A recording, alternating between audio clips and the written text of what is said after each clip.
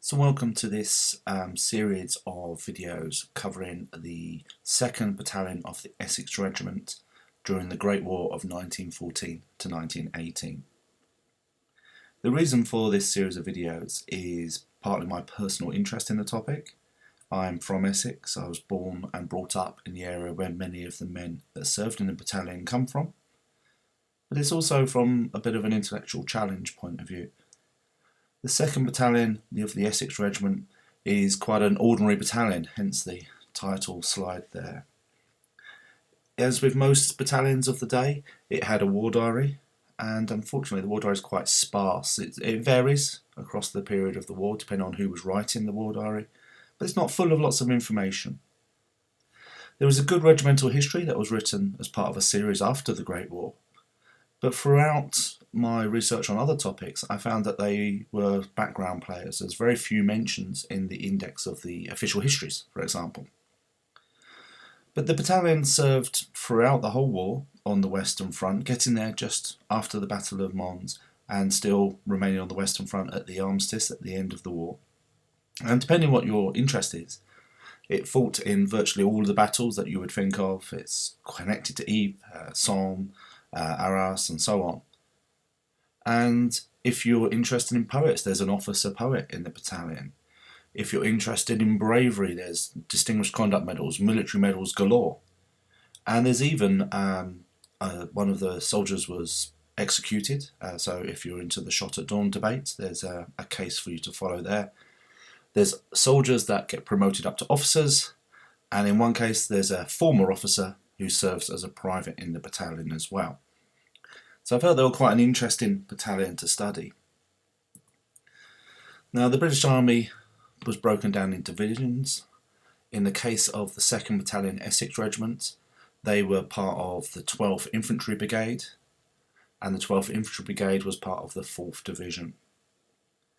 And the battalion was in home service at the time of the outbreak of the war. So traditionally, the Essex Regiment, for example, this is true of other regiments as well, the Essex Regiment had one battalion that would be overseas at the time, and then another battalion that would be at home, and one of their roles was to train up new recruits and act as a resource pool. And in the case of the Essex Regiment, it was the 2nd Battalion that was currently at home.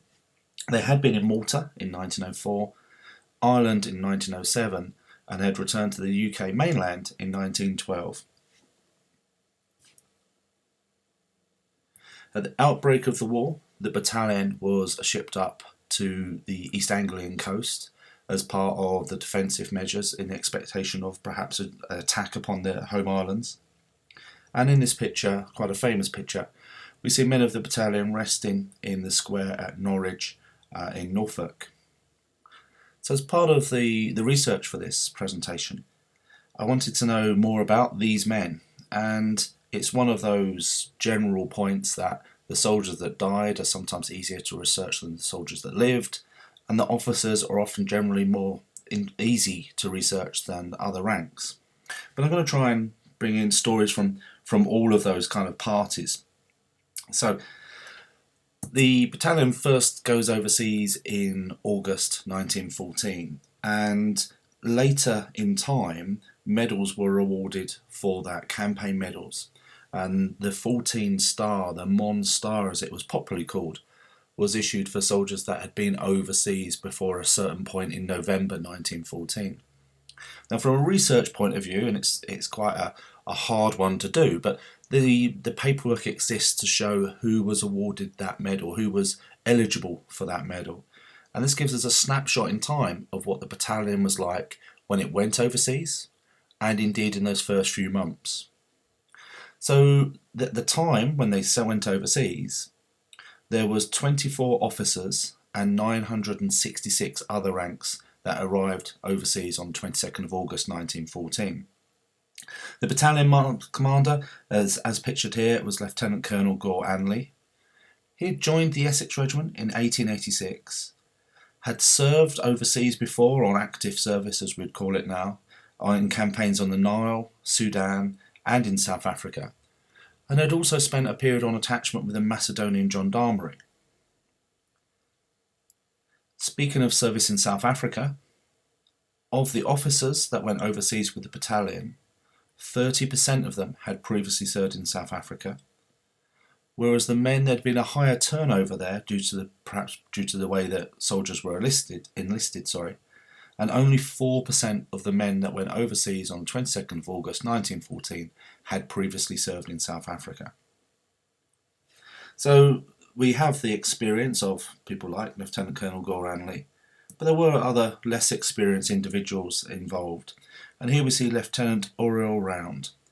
Now he is an Essex man, born in Witham, a small village, in 1891.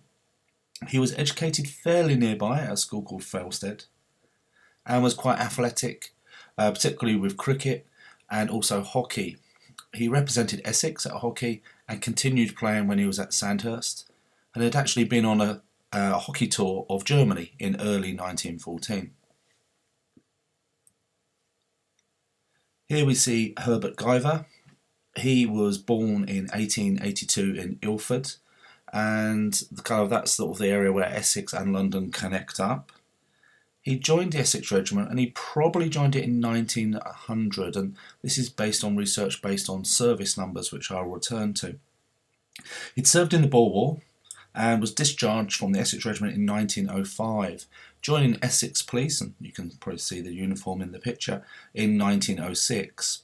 And he was stationed in a town called Shoebury-Ness, which one of those ripples through life is where my grandfather served as a police officer.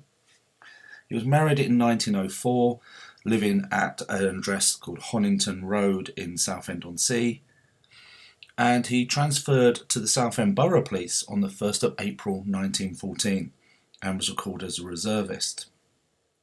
Now, I mentioned the regimental numbers. The way that they were issued, you can try and build up a list of this man joined before this man but after this man, and so on.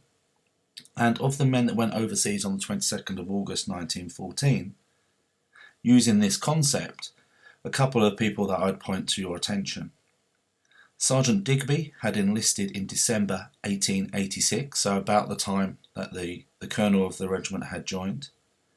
But I also identified a Private Collins who had enlisted as recently as February 1914, and here he is going off on active service in August 1914.